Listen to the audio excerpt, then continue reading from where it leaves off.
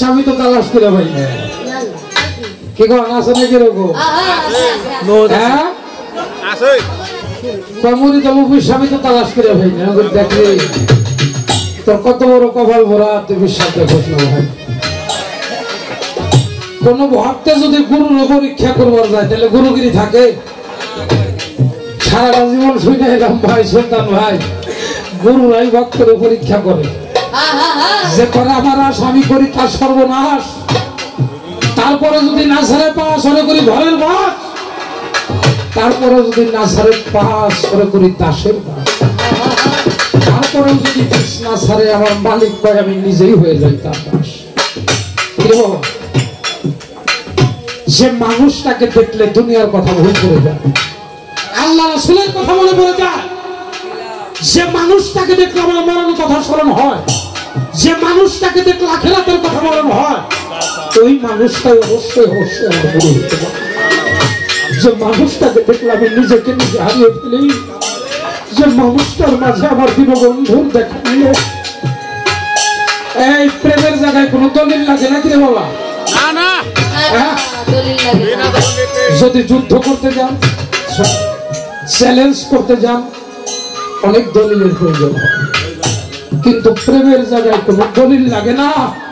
কার সাথে কার মহব্বত, কার সাথে কার প্রেম হয়ে যাবে এটা আমার মালিক কি ভালো যাবে। তাই তো বলেছে সে মানুষটারে দেখলে তোমার আনন্দ জাগে, ওই মানুষটারে প্রাণে ভেবে প্রাণে জড়িয়ে নিয়ে বুকে জড়িয়ে নিয়ে তোমার গোবিন্দ জেনে নাও যে তোমার পারের হবে না, আর থাকবে না।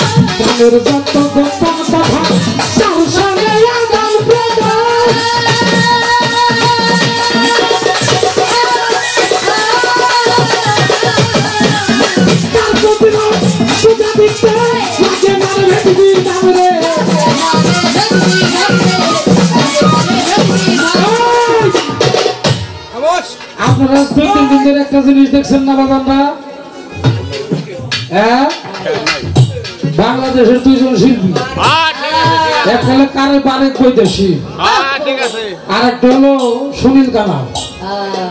হ্যাঁ, সুনীল কানার হলো বারেক বৈদেশি, এরা গুরু শিষ্য মনে হয় এরকম।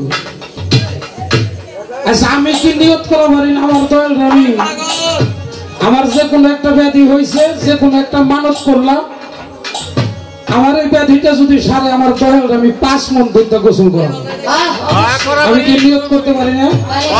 আপনারা কি বলেন পারি না?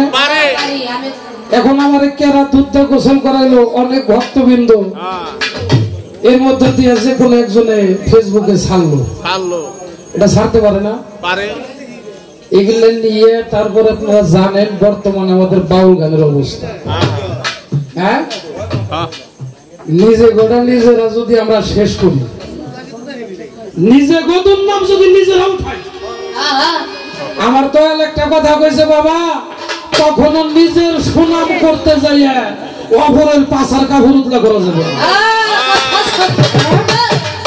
নিজে ভালো হয়ে যা, নিজের সমাধান হয়ে যা, নিজে ভালো তো জগৎ ভালো। আমার রাসূল তার কাছে সাহাবারা বসে আছে, হঠাৎ করে একজন লোক যায় বলে, হুজুর আমার মনে হয় পৃথিবীর সমস্ত মানুষ ইমানদার। তোমার কথা ঠিক আছে বসো। আবার আর একজন যায় কইতেছে, হুজুর আমার মনে হয় পৃথিবীতে একজন মানুষ হলো ইমানদার। তোমারটা ঠিক আছে বসো। আর একজন যায় কইতেছে, হুজুর আমার মনে হয় দুনিয়ায় অর্ধেক মানুষের ইমান আছে আর অর্ধেকের নাই। আমার রাসূল তোমারটাও ঠিক আছে। সকল সাহাবারা কয়, হুজুর কেমন হইলো, আপনি তিনটাই রাইট দিলেন, আমরা বুঝুন কেমনে? আমার রাসূল কয়, যে মানুষটা বলেছে হুজুর আমার মনে হয় পৃথিবীর সমস্ত মানুষ ইমানদার, মূলত ও নিজে ইমানদার। ও নিজে ইমানদার, ওর চোখ দিয়ে যা দেখে, জ্ঞান দিয়ে যা ভাবে, ও সবাইকে ইমানদার হবে। যে মানুষটা বলল হুজুর পৃথিবীতে অর্ধেক মানুষের ইমান আছে আর অর্ধেকের নাই, আমার রাসূল কয়, ওর কেবল অর্ধেক ইমান পাকা হয়েছে, আর অর্ধেক এখনো পাকা হয় নাই। অর্ধেক ইমান আছে, অর্ধেক ইমান নাই। আর যে মানুষটা বলেছে হুজুর পৃথিবীতে একজন মানুষের ইমান নাই, মূলত ওর নিজের ইমান নাই। যে বলেছে ইমানদার, ও নিজে ইমানদার। যে বলে সেই একজনের ইমান নাই, মূল কথা ওর নিজের ইমান নাই। তাইতে নিজেরা ভালো হয়ে যাও, নিজেদের কাজ নিজেরা শেষ দেন। নিজের বিচার করার জন্য যদি অপর কেউ আসে তাহলে আমার নিজের নেতৃত্ব থাকে না। তাইতে বলা হয়েছে প্রাণের যত গোপন কথা তার সঙ্গে আমার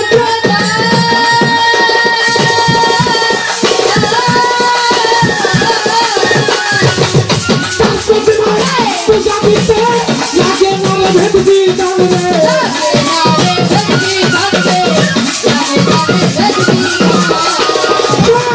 পঞ্চরসে কাত্র পরা রসের হাবিতে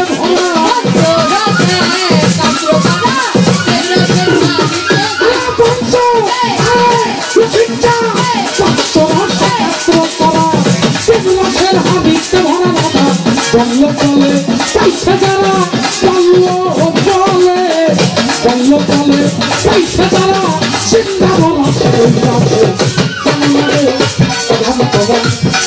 গুরুর ভজন হবে যেমন আরে অধান্ত তার সবে নাই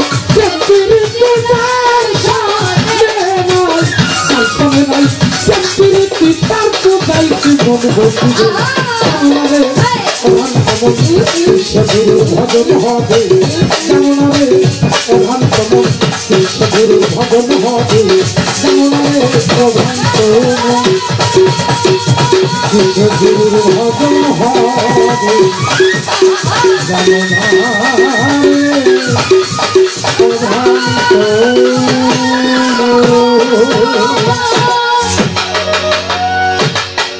জয় গুরু। জয় গুরু।